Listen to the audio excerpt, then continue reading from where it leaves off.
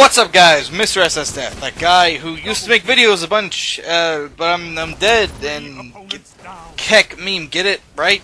Okay. Anyways, you're probably wondering, wait a minute, he's making a video about Destiny, but no one likes him for Destiny stuff. Well, fuck you!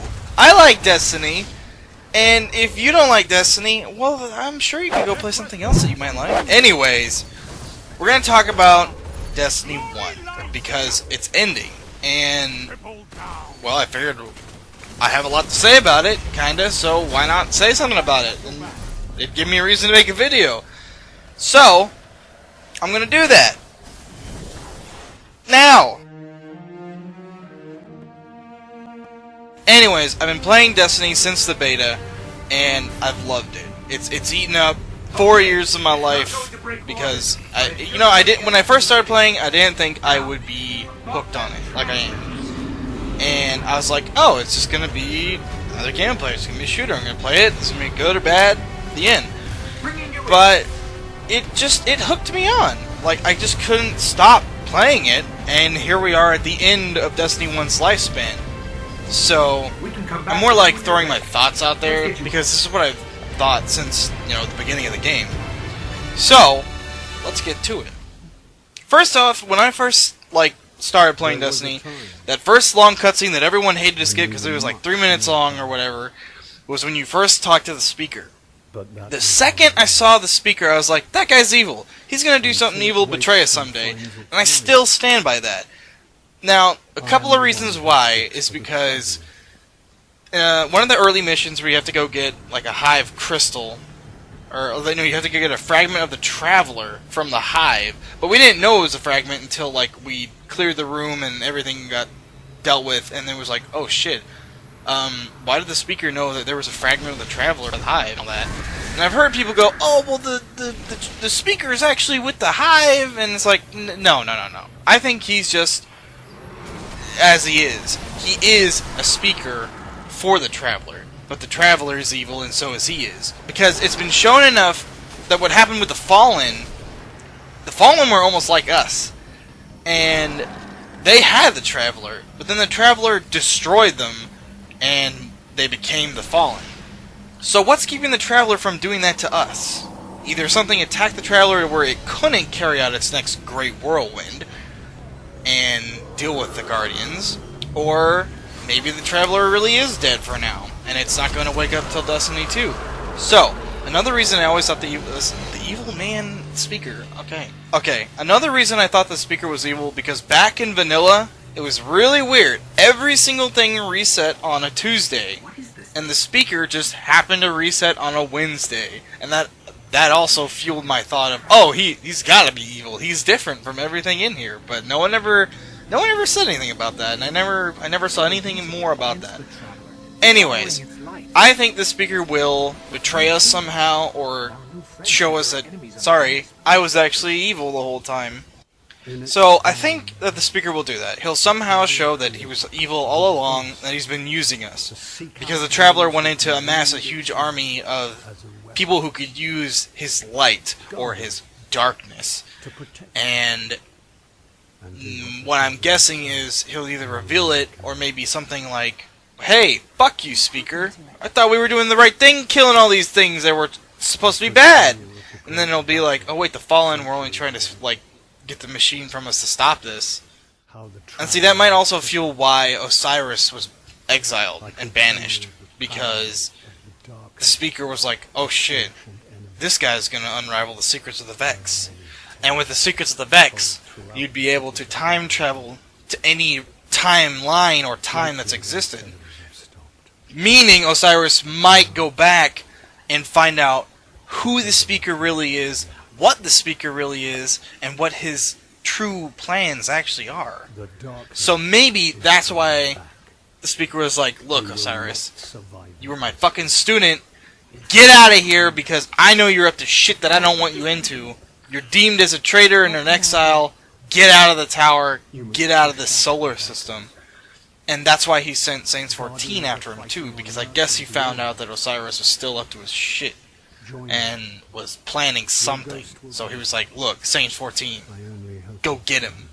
But that's kind of why I think that the speaker is going to be a key part of the end of Destiny 1 and maybe the start of Destiny 2. I feel like he's going to either do something or show us that, hey, sorry, what you thought was wrong the entire time. Now, that might not be true, because I know original Destiny story was different, and I know it's been reworked, all this shit, but it's really weird because literally the speaker hasn't spoken since vanilla about almost anything. And I'm not 100% certain, but I'm pretty sure he hasn't mentioned anything in the other DLCs or spoke to us in any of the other DLCs. So, it's really weird that this big character, this key character with the Traveler, just has been silent the entirety of Destiny. So I'm guessing that he has to do something, whether in the end or the beginning of Destiny 2, to set up things. So I'm going to say that for at least the speaker. Alright, the next reason! So, what I think another thing is going to happen at the end of Destiny 1 is that somebody important or awesome or we really like is going to die. Now, who? Probably someone in the tower, which sucks, because you gotta figure, okay, Cade would be a really high, like, I could really see Bungie killing Cade because they've gone out of their way to be like, here, he's super likable now, and he's like the community's favorite character, and then in Rise we just happen to get his student, or his, like, his favorite, it's basically like, Shiro is Cade's replacement. So it makes sense that Shiro would replace Cade if Cade dies. They have a replacement, and they know a lot of people do like Shiro because he is a likable character, and they did a really good job with him. He even kind of sounds like Cade, so it's like they're getting you ready. Now, it might not be Cade, but it's a really high chance that it is Cade because he's just so widely liked. He's just a fan favorite. So if he died, then people would they'd heartbleed, really, it'd really get him. So I figured that might be who dies. Who else? I could see Ikora dying. I don't know if people would care as much if Ikora died, because, I know everyone does like their own Vanguard Master quite a bit. If she died, I could see people, like, being like, oh no, Ikora, oh who. If not Cade, definitely I could see Zavala dying. I don't know, I can't really think of why, but it seems like it would make sense that he would die, maybe protecting the tower or protecting us. So I'm gonna say it'd be Cade as the highest priority to die, and then Zavala, maybe Ikora. Don't know if Eris would. I hope Raul dies. And when he dies, he'll probably drop a green engram. I don't know if Amanda would. I don't know if the faction people would. Zer probably wouldn't even be at the tower at the time. Maybe Zer would help us escape. I absolutely refuse to believe that any of the enemy factions could beat Shaxx, because Shaxx could just fist a havoc with, like, his pinky, because he's Shaxx! Come on! He's the Crucible! And it might not just be an NPC, it might be our Guardian is the one who dies. And the reason I say that is because it's already been said that our characters aren't necessarily going to come over to Destiny 2. Now, they have said, like, oh, your customizations of your character would come over. What would that mean? Is it just saying, like, oh, you're going to keep what your character looked like and they come over? Or is it actually going to continue as your Guardian into the next game, regardless of having your gear or not? If it's... Because, see, what I'm thinking is, like, is that going to apply for everyone? Is it going to be, like, just transfer your character over? Because if it's not, then that means, like, maybe our Guardian dies. And that would be why we can't bring all of our stuff over. Now, I don't think with this next update, the Age of Triumph, I don't think it's going to be story-heavy. It doesn't seem like they're going to give us that last bit of story. I might be wrong, because they've only showed, like, a couple things. This is before it comes out. So, because right now it seems that it's just going to be the old content. You know, like Vault, Crota, maybe Skolas. Actually, probably Skolas, because the weekly rituals thing they showed. Anyway, I'm getting off topic. So, I feel like we might not get any sort of story closure for Destiny 1. Maybe. But I'd say that if anyone's going to die, it'll be Cade, or Zavala, or maybe our Guardian. Now, you might be wondering, why would they die? You know, why would they just... Oh, did Cade forget to fucking charge his battery when he went to sleep? And, oh no, did Zavala forget that he had weapons of light on and not armor of light? And then he got fucked up. Did Cora remember that Sunsinger's trash and got killed? Oops. Or maybe Cade was using Blade Dancer and then he remembered that you don't get more HP back per swing on the new health regen Bungie. Oops. Sorry. Why would they die, and why would our Guardian die? Simple. Because the tower would have to get destroyed or attacked by somebody. So, who would it be? I do not think it would be the Fallen. Because the Fallen have been beaten down too many times to probably, like, gather forces and be a threat. Even, like, I think Shiro said something that they were gathering, like, all the house resources when the Splicers attacked, or something like that. I don't think Siva will be a problem, and I don't think that the Fallen are... I don't think the Fallen are a prime contender to attack the tower. I don't think the Hive would try it, because the Hive have no Cedars here in like the last city, so they wouldn't be able to just have more Hive drop in. Yeah, sure, they could have tomb ships or a fucking, what do you call it, an Ascendant Realm portal, but I don't think so. The Hive have already been beaten so bad, they don't have a leader anymore. There's no Malik, there's no Darkblade, there's no Crota, and Oryx is dead, so sure there's other Hive gods, but I don't think they are even in our, like, dimension or solar system, so they probably don't care. They're like, ah, fucking Oryx, just let them kill him. Big contenders, I think, for attacking the tower are going to be the Vex or the Cabal. The Vex are like the big enemy, you know? They're the enemy of Destiny, you could say. Because they showed up after the Cabal, and they were the biggest threat, as everyone said, or the Stranger said. But you know how the Stranger goes.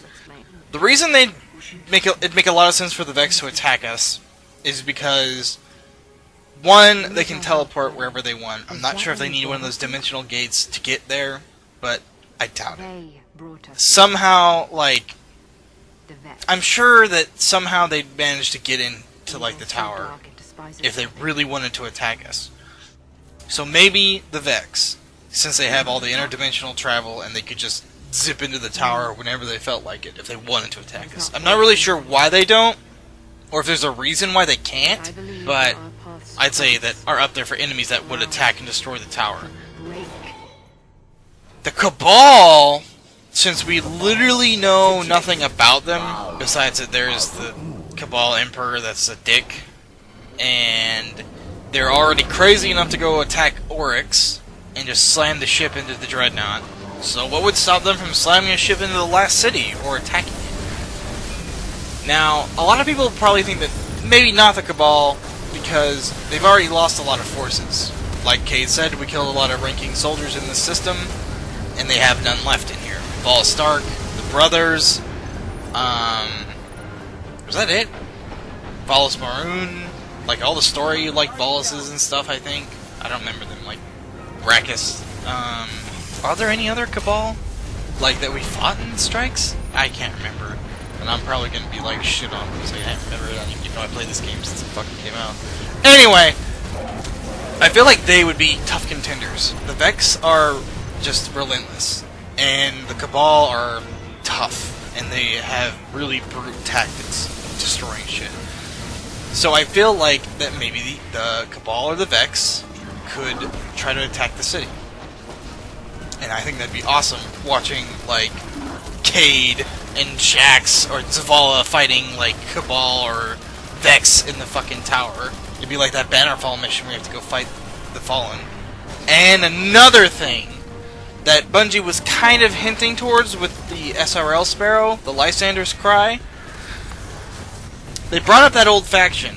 And if you remember way back in the Alpha and the Beta, not in the Beta, but the Alpha and pre-Alpha, that there was this thing called faction wars. And we don't have that now, and we have not had any mention of it since then. And that so-called faction that Lysander was in, I don't remember what it's called, but it's the Green Black Fist. They were beaten by Monarchy somehow. I don't know how you get beat by Monarchy. They're like, shit. They got kicked out of the tower, banished. We're like, hey, get the shit out of here. The Lysander Sparrow says that some Guardians still, like, are loyal to his faction. So, a couple days ago, Bungie on their Facebook and everything else was like, hey, what faction are you loyal to? Deadbird FWC or New Monarchy? So it got me thinking, what if the faction war destroys the tower? I mean, it wouldn't really set up story-wise for Destiny 2, or really the end of 1, that we have a huge faction war in the tower. I mean, it'd be good if it wasn't the end of Destiny, as like a holdover till we get a story ending, but maybe with all this talk of like the factions and this so-called other destroyed faction. So those are like the top 3 contenders why I think that the tower could get destroyed: the Cabal, the Vex, or a faction. Alright, so if the tower gets destroyed, if someone dies and if the speaker's evil, where does that put us? The Guardian, if we survive. Where would we go if the tower gets destroyed? There's a lot of possibilities. Some people automatically go, oh, the Reef. Well, do we want to go to the Reef again? Maybe if it has to do with the Queen, if she's actually alive. But there's several things I'm thinking. There was supposed to be a Mars social space back in House of Wolves, and we never got it. It was cut because House of Wolves was taking too long to make, and they just couldn't do it with the limitations of going off of like PS3 and shit. So we were going to have a Mars social space with a Mars raid and all that stuff. Maybe we'd have that Mars social space if the tower got destroyed. The other thing I'm thinking is the lighthouse. Now, a lot of people probably won't agree with that. When I was at the lighthouse and I was looking around, it seems a lot bigger than it should be for a space made for only 3 Guardians, you know, that managed to make it there. That's what gets me. If you look around the lighthouse, and if you try to, well, back before, I think, Rise came out, you could glitch into some certain areas and walk around outside the walls and look at stuff. It's oddly cut off in certain spots that look like, oh, you should be able to walk around here, or this leads somewhere. But there's all these Vex dimensional gates that are like blocking stuff off.